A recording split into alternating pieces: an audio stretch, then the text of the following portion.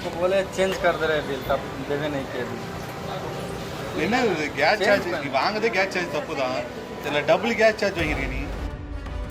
வணிக ரீதியான எரிவாயு சிலிண்டர்களுக்கு தட்டுப்பாடு நிலவி வரும் நிலையில் சென்னை மேடவாக்கத்தில் உணவகம் ஒன்று எரிவாயு பயன்பாட்டிற்கு தனியாக கட்டணம் வசூலித்திருக்கிறது. 2 சப்பாத்தி வாங்கியவருக்கு பில் தொகையான 50 ரூபாயுடன் சேர்த்து சமையல் எரிவாயுவிற்கு என தனியாக 7 ரூபாய் 50 காசுகள் வசூலித்துள்ளதாக வாடிக்கையாளர் தெரிவித்துள்ளார்.